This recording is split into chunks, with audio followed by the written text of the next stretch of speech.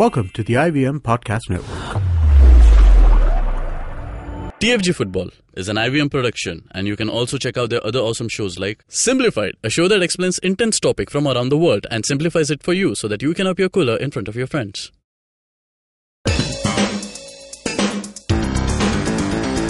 You're listening to TFG Football. Hello guys, welcome to a new episode of TFG Football Podcast. My name is Nikhil. I have Kevin with me in the studio and Oj on Skype. He's at home, right? Yeah. Okay, finally back. I finally managed to get out of Aizawl. Finally back home. So the regular disclaimer that if there is any disturbance, just bear with us, guys.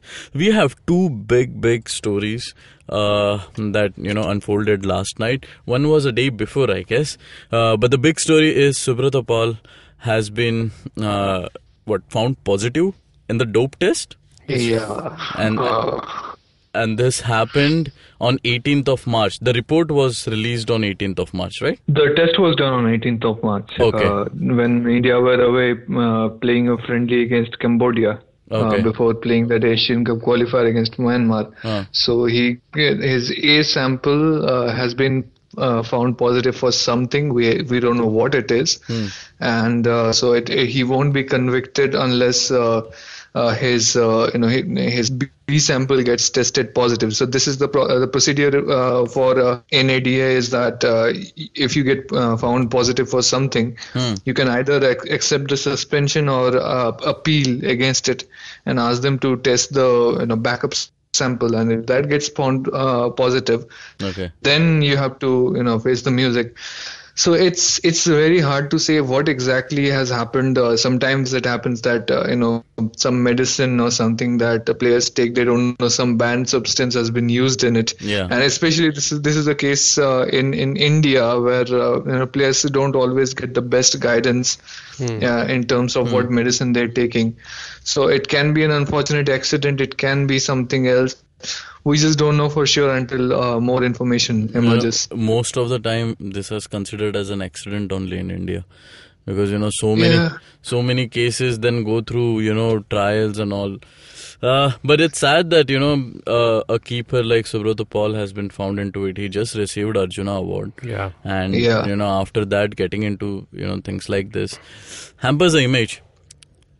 And plus, even in the national front, getting that prestigious award really puts you in the limelight, and then something like this, it goes against the image and something that you built up over the years, because Arjuna Award is not given for just a short period of time. It's an achievement that you've done for some time.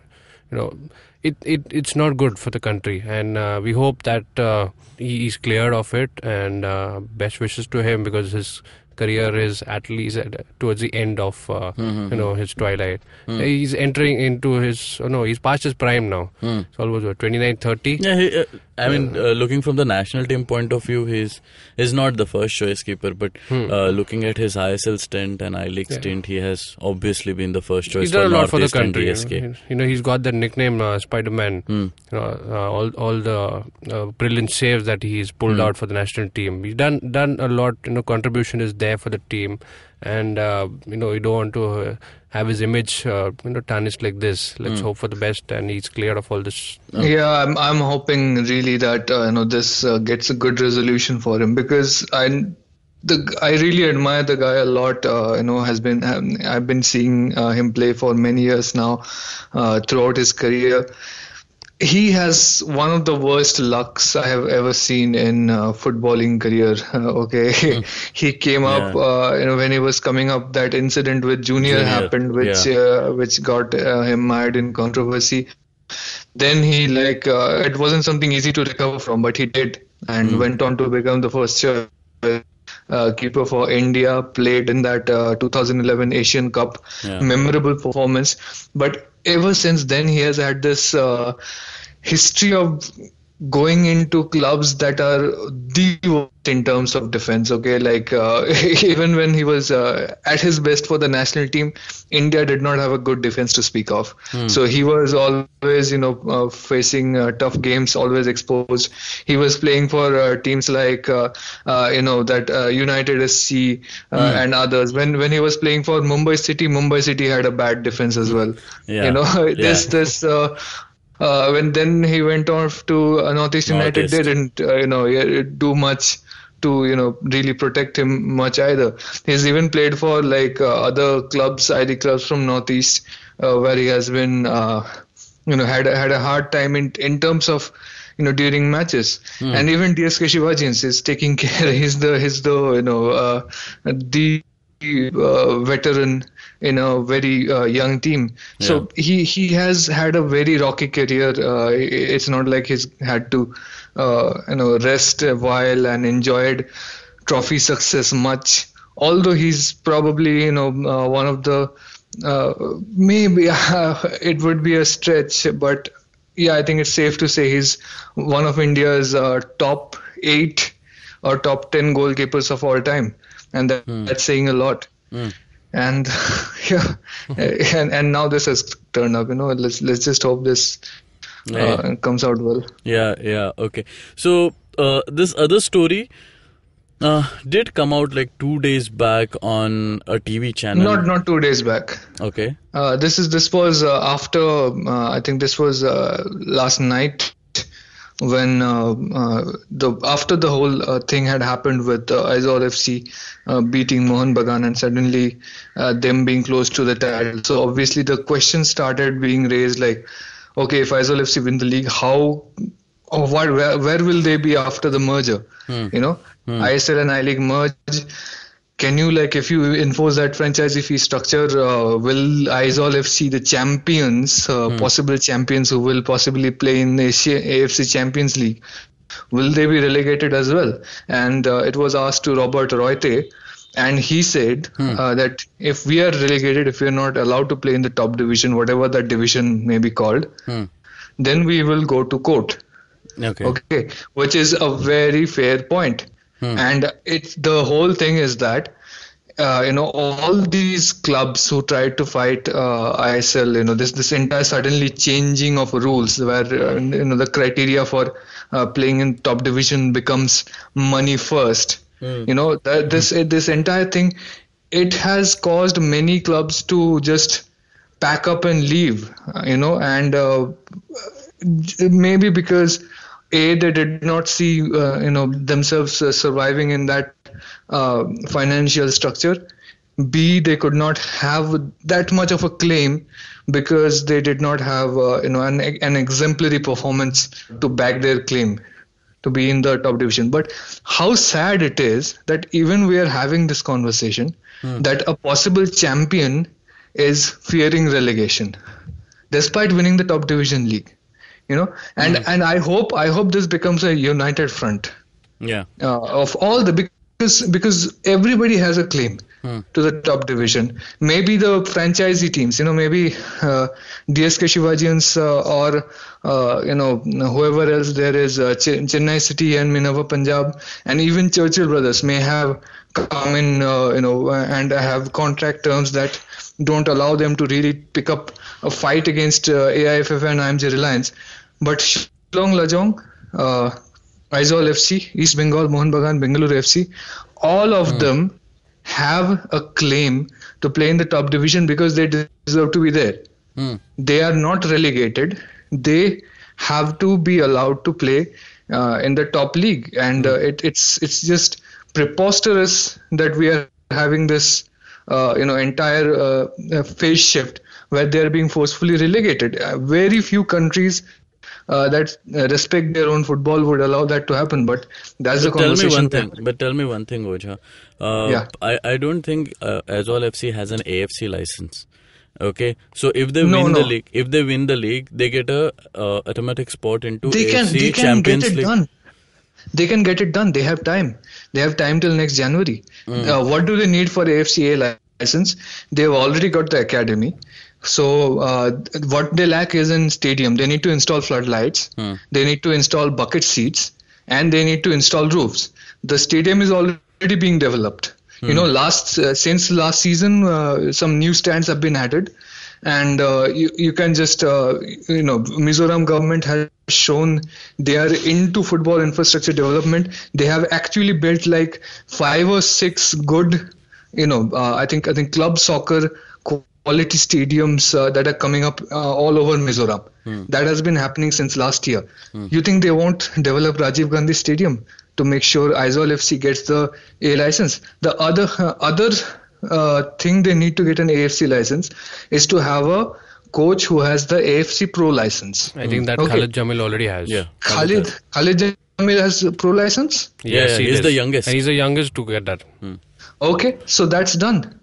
So the other clubs, the problem that Mohun Bagan will be facing, there is a chance that Sanjay Sin will have to go out and do the pro license over the summer if he wants to keep his job. So that problem is also solved. So they just need to develop, and I think the Mizoram government will be more than happy to step in and get that done. Just install some. We saw Mohun Bagan do it in like some few months, like few weeks. But seats are not that hard to get, and floodlights take like a week to set up. But then I'll tell you what, Oja, the problems that you cited out here, money is the least of them. I mean, the government would jump in and provide whatever financial support this club requires. Yes, the financial support to build infrastructure and get the club license is not the issue here. The problem is if you put a club with a 3, 4, 5 crore budget into a tournament that suddenly asks you for a 10-15 crore franchisee fee per season. But they can get that kind of sponsor, I guess. They can get that kind of sponsor. It's not something that you want to just get an entry to.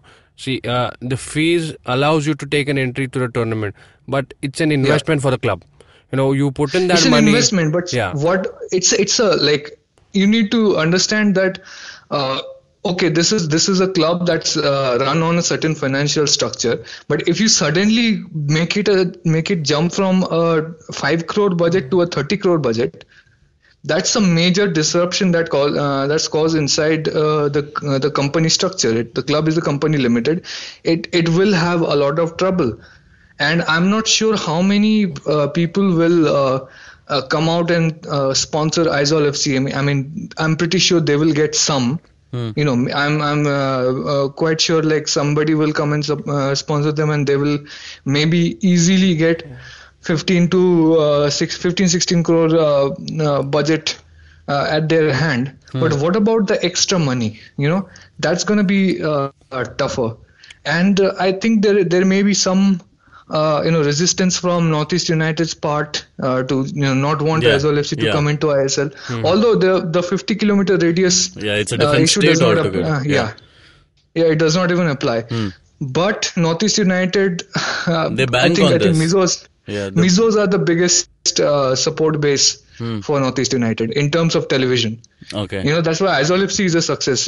More than people who watch on the stadium, more people tune in on television. They have hardcore fan following all over the world, and Northeast United will stand a chance to lose that, because Northeast United, I don't really think Assamese are a big part of their support base. It's mostly Khasis, Manipuris and Mizos. Okay. And you are taking away like 30-40% of their fan base is being threatened if Aizawl FC and Northeast United FC are seen as competitors who play against each other. It's an Atletico de Kolkata-like situation. Okay. Right. So it's but you know what, Oja, I have heard this. I can't claim any authenticity to the source, or what I've heard is that Aizawl FC, when they were asked to come back into the league, they were made sure that even if you win the league, you cannot be pushed into the. Yeah, well, they did that. That's why the entire court case scenario comes up. I don't really think if they had a very they had not been relegated and their return was not like a 1 year one-off thing just to get the numbers up. They would have been in a very different situation. IMG Reliance people would be talking to them right now, I think, if that was the case. But I don't really think IMG Reliance see Aizawl FC as as a high turnout team in terms of money. Okay, because they're a fan base, you see them, the people who turn up and buy shirts, they don't pay like $1,000 a shirt. They're all mostly buying those knockoff $200, $300 wala shirt. Okay, they will not pay 400, 500 for a ticket. It's 100, 200 maximum. And still it's the middle class people from Aizawl City who mostly come in and fill that part of the stadium. I'm not sure, but I think Aizawl FC can make big money if the whole investment process is directed properly. Yeah. But I don't really think that IMG Reliance see the possibilities here yet. Yeah, I think that's the worry, because if the sport is given the attention, the development is given the attention from the start, from the top, where the federation comes in, you actually set a good direction for the entire sport. See, that has to be done in the merger talks, and I'm sure now the last round is so close that these talks will heat up, and this will be the center focus where the Aizawl should be included. In all logic, Aizawl should be there, because it's a story for the sport, it's the story for the country. That everybody should be there, Everybody, like why not just have a corporate entry keeping the entry fees the same as how I-League was? You have a decent amount of entry fees for I-League, and you have a big amount for corporate entries to come in. So you give all. Look. The whole thing that the way it could be just managed is that ISL 2015, we know that IMG Reliance just waived off the franchisee fees. Yeah. Because they wanted more investment in grassroots and infrastructure, right? So if they can do that for their existing 8 franchises for one season, I'm pretty sure with the long-term plans they have, they can do that for 1 or 2 years for these new clubs. And just keeping in mind what kind of target audience they have, or what kind of potential they have of making return on investment. Give them a lower franchisee fee, like 4 crores, 5 crores, whatever, half of whatever others are paying, and tell them, okay, 2 years, you're waived off. Okay, that gives them enough of a lifeline to come into the picture. And unless they enter ISL, that's the paradox we're dealing with here. Unless a team enters the ISL fold, we have no idea what kind of interest commercially they will generate. Okay, as long as they are in the I-League, they will always be seen as a lower or smaller commercial product, because I-League does not reach enough people. It's shown on one television channel. It doesn't have any promotion. It has very poor production quality. Only the hard fans follow it.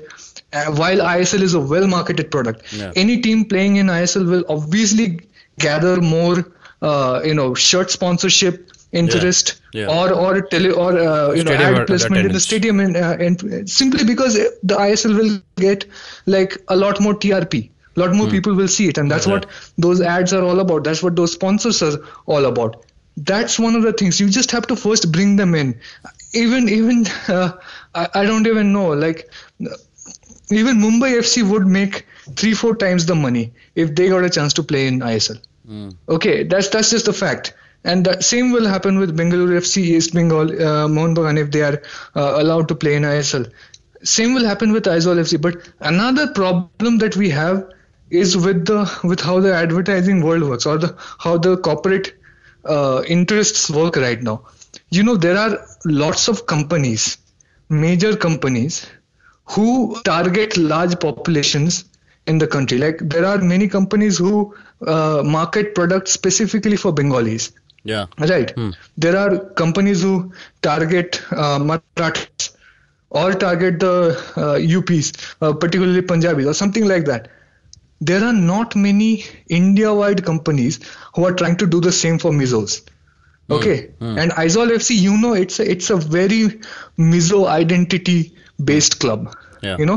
It's going to represent those values. It's going to represent those faces. It's going to represent that soil. So if you are putting your logo on that team ka jersey, you are making a specific appeal to the Mizo people. Okay, it beats me because there's a very high Mizo population in the country, but I don't really see too many companies who really go out and market themselves to the Mizo market.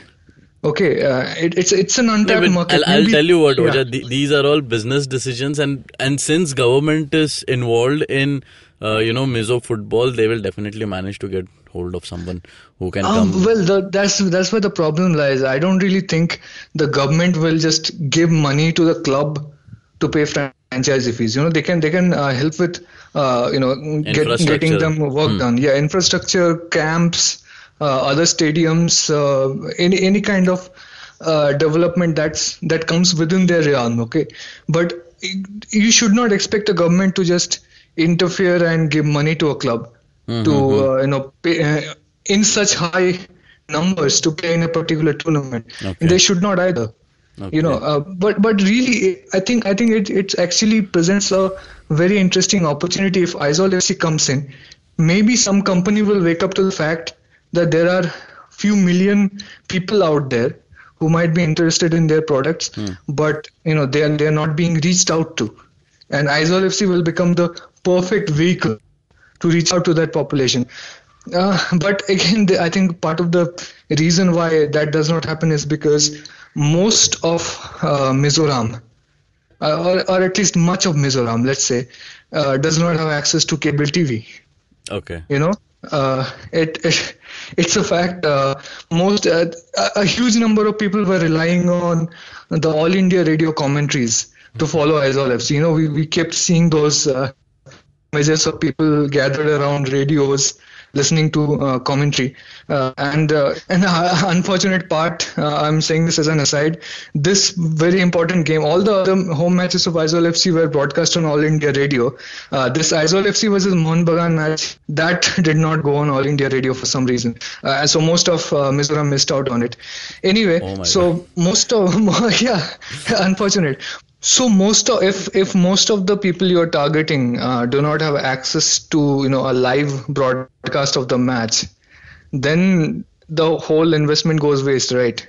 So that is also part of the reason why when you this, I was flipping through all the Mizo local channels when I was in Aizawl.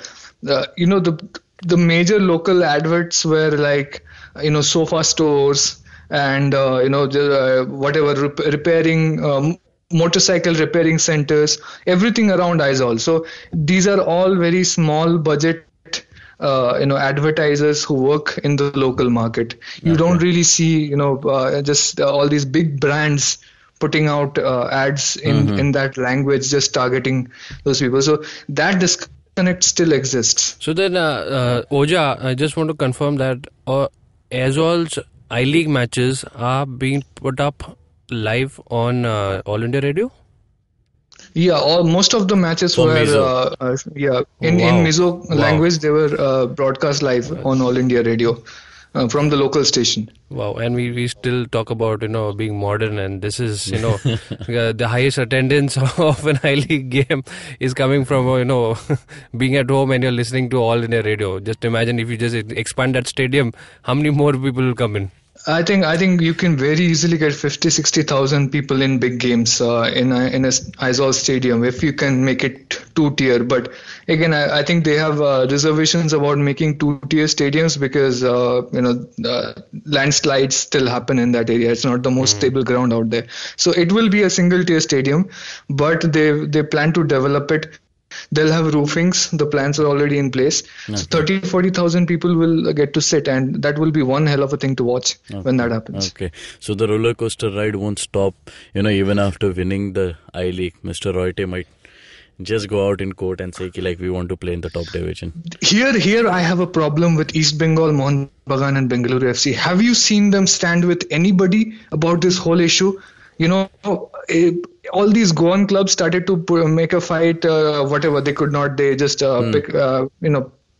picked up and left, but not a single word of sympathy from these three clubs. They just knew that they have a chance to play. You know, the IMG Reliance people are talking to them, so they only care about themselves. That's true. What if suddenly Aizawl FC wins the league, and suddenly IMG Reliance realize, okay, there is a market that we can capture through Aizawl FC, and it will be a good investment, because anyway Mizoram is developing. You know, you capture the crowd through Aizawl FC now, you will create like brand loyalty for decades to come.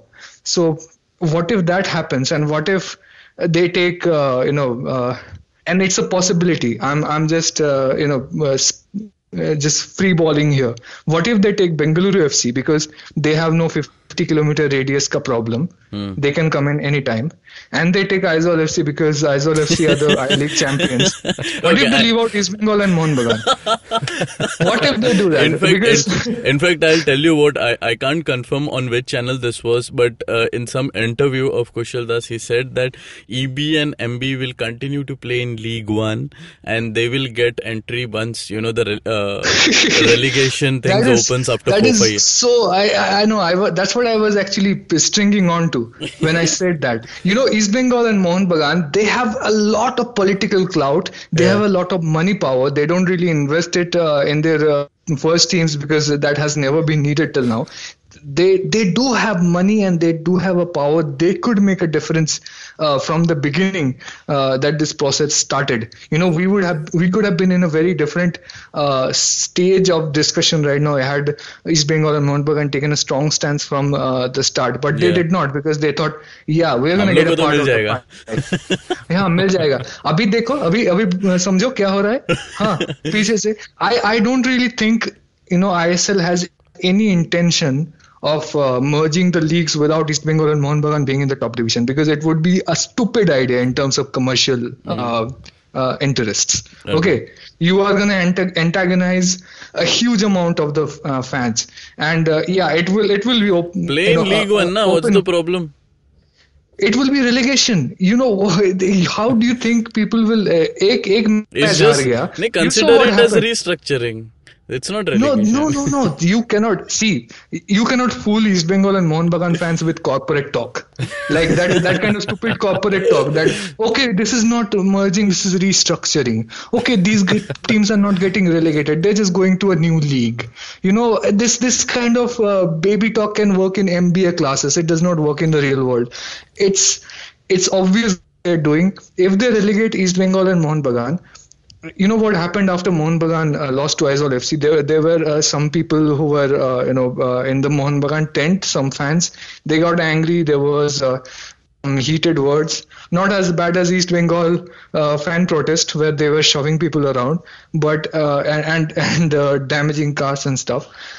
But that happens after one loss and one chance of losing the title. You know, if they don't win the title, they get that angry. What do you think will happen if they get forcefully relegated? That's a law and order question. That will be tackled properly. Maybe 100 people will, 500 to 1,000 people will riot in the streets. That's not the big thing. But everybody will cover it, and everybody will talk about how they have been forcefully relegated. And that will antagonize the entire football-loving population of Bengal towards ISL. But I don't really think that's going to happen. Why Kushal Das made that statement is because tomorrow there is a meeting happening between East Bengal, Mohun Bagan representatives and IFA officials. Okay. And East Bengal and Mohun Bagan obviously have problems with the kind of terms that they have been presented with the contract papers, and they don't want to lose the intellectual property rights to the club's logos and other images, the color scheme of the jerseys, all that stuff. I don't really think IMG Reliance wanted to the possibility to change them, but slight modifications were done. So they don't want to lose a say over that. They want it to be specified who has the executive decisions to make in the club. Over signings, of players and coaches and everything. all that they wanted to be specified. Basically, it's the club officials who don't want to lose power over the club. That's what this is about. Okay. East Bengal and Mohun Bagan officials who see a threat to their own power over the club. And obviously, if a sponsor is coming in and giving you 30 crores, then they will want a lot of power over the club as well. So that power struggle, it's gonna be an ongoing negotiation. And what Kushal Das said is a part of that power play. That you don't want to accept our terms. Okay, we'll do it without you. I don't really think they will do it without them. Maybe if Aizawl FC create a front against the merger because of them being left out, and East Bengal and Mohun Bagan also join that fight, maybe we won't have a merger. But that's far off. We have a few months. Merge होना उनको होने दो ना. जिसको merge, no. This is the merger is not the big deal. The issue is forced relegation. The issue always was forced relegation. You can call the top division whatever the hell you want. Nobody is holding on to the I-League name. Okay, but who gets to play in top division has always been the question, and that's what this entire thing will be about. So we have till June to clear the thing up. This is end of April, 2 months. So get ready for 2 very interesting months. We will see new battlefronts emerge all over the place. I know. It's so important for the clubs who are making it, who are still in the top division and want to be there in the top division in future as well. It's very interesting to know. Dekha jayega, how does it pan out? First, we want Aizawl FC to win the league, and then it all starts. Oh, speak for yourself. Yeah? No, but that's the another enraging thing. If Aizawl FC somehow don't win the league, then their entire claim to top division goes away. How is that fair? Yeah, it goes away. Why should it have to be that you have to win the league to stay up? To avoid relegation. That's a very absurd situation to be in, and that's what Aizawl FC are facing right now. Yeah. Guys, you can read more article on our website, thefangarage.com. You can connect us via Twitter at TFG Football and on Facebook at The Fan Garage. You can listen to our podcast on IndusVox Media, Audioboom, SoundCloud, iTunes, and definitely on YouTube. Subscribe, share, like, and comment. Till then, take care. Bye-bye.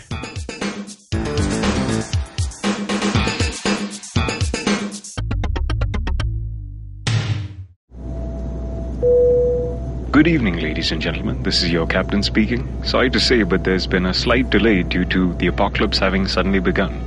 As you can see, there's death, destruction, and chaos taking place all around us. But don't you worry, food and drinks will be served shortly, and I would recommend checking out IVM Podcasts to get some of your favorite Indian podcasts. We'll keep you going till this whole thing blows over. Thank you.